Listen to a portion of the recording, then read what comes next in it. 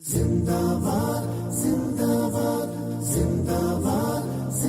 نبی پاک علیہ السلام نے فرمایا عمر فاروق وہ ہیں جو اہل جنت کے چراغ ہیں۔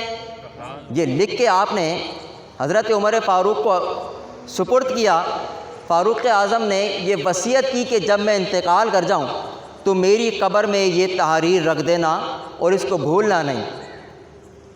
دیکھو ہمارے ہاں آج ہم قبر میں عہد نامہ یا اس طرح کی کوئی چیزیں رکھے تو بعض بے وقوف اعتراض کرتے ہیں۔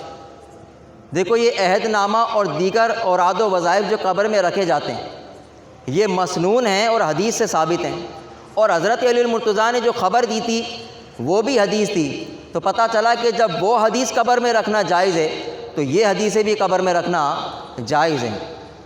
چنانچہ کسی شاعر نے کیا خوب کہا، سبق پڑھ پھر صداقت کا، شجاعت کا، عدالت کا، سبق پڑھ پھر شجاعت، صداقت کا، شجاعت کا، عدالت کا، لیا جائے گا تجھ سے کام امت کی امامت کا۔ تو حضرت عمر فاروق رضی اللہ تعالیٰ عنہ ایک عادل خلیفہ ہیں کہ آپ عدل کرنے سے گریز نہیں فرمایا کرتے تھے۔ حضرت عمر فاروق رضی اللہ تعالیٰ عنہ کے بہت سے اوصاف ایسے ہیں کہ جن میں آپ دیگر صحابہ کرام سے ممتاز ہیں، اور وہ اوصاف حمیدہ صرف آپ میں ہی پائے جاتے ہیں۔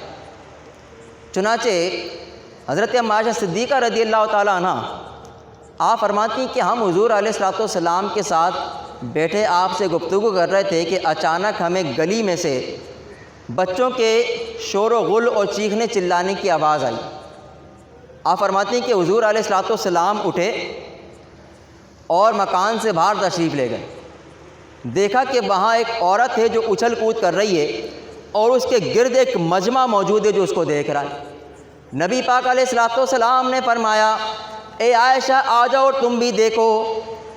ہم عائشہ فرماتی ہیں کہ میں حضور علیہ الصلوۃ والسلام کے پیچھے اس طرح کھڑی ہوئی کہ میں نے اپنی ٹھوڑی حضور علیہ الصلوۃ والسلام کے کاندھے پر ٹکا دی اور اپنا چہرہ نکال کے اس کو دیکھنے لگی۔ کچھ دیر گزری، نبی پاک علیہ الصلوۃ والسلام نے مجھ سے پوچھا اے عائشہ دل بھر گیا؟ میں نے کہا نہیں یا رسول اللہ ابھی اور دیکھنا ہے۔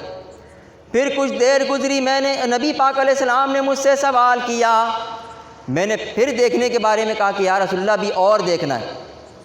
آپ فرماتی ہیں رسول اللہ نے مجھ سے دوبارہ سوال کیا، میں نے یہی جواب دیا۔ حضرت عائشہ فرماتی ہیں اسی اثنا میں حضرت عمر فاروق رضی اللہ تعالیٰ عنہ اس طرف تشریف لائے۔ وہ سارا کا سارا مجمع آپ کو دیکھ کے دوڑنے لگا اور تمام لوگ منتشر ہو گئے۔ نبی پاک علیہ السلام نے جب یہ منظر دیکھا آپ نے فرمایا میرا عمر وہ ہے کہ اس کو دیکھ کے جن شیطان بھی بھاگتے ہیں انسان شیطان بھی بھاگتے ہیں۔ تو جس جگہ سے فاروق اعظم گزرے شیطان اپنا راستہ بدل لیتا ہے، اس لیے کہ فاروق اعظم وہ ہیں کہ ان کی وجہ سے جن شیطان بھی بھاگتا ہے ان کو دیکھ کر، اور انسان شیطان بھی بھاگتے ہیں۔ حضرت عمر فاروق رضی اللہ تعالیٰ عنہ، درود شریف پڑھو بھی اللہم صلی اللہ علیہ وسلم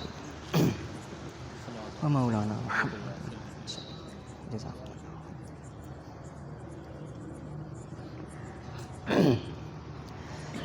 حضرت علی المرتضیٰ شیر خدا رضی اللہ تعالیٰ عنہ آپ کی ایک شہزادی ہیں حضرت ام کلثوم رضی اللہ تعالیٰ عنہ، یہ فاروق اعظم کی اہلیہ ہیں۔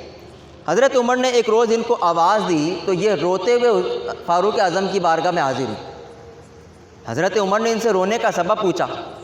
حضرت ام کلثوم رضی اللہ تعالیٰ عنہ فرماتی ہیں آپ کہتی ہیں یا امیر المومنین یہ یہودی کعبہ آبار دیکھیے کیا کہتا ہے۔ آپ نے کہا کیا کہتا ہے؟ ام کلثوم فرماتی ہیں کہ یا امیر المومنین یہ کہتا ہے کہ آپ جہنم کے دروازوں میں سے ایک دروازے پر ہیں۔ جب حضرت عمر نے سنا تو کہا کہ اللہ جو چاہے ہمارے ساتھ سلوک کرے، لیکن مجھے رب تعالیٰ کی ذات سے امید ہے، اس نے مجھے سعید پیدا کیا۔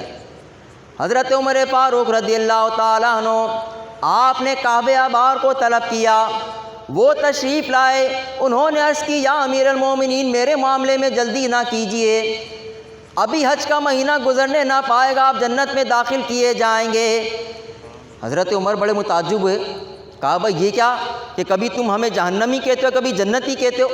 حضرت کعب احبار رضی اللہ تعالیٰ عنہ فرماتے ہیں، آپ فرماتے ہیں کہ ہم نے کتاب اللہ میں یہ پڑھا کہ حضرت عمر فاروق جہنم کے دروازوں میں سے ایک دروازے پر ہیں اور وہ اس دروازے پر کھڑے لوگوں کو جہنم میں داخل ہونے سے روکتے ہیں۔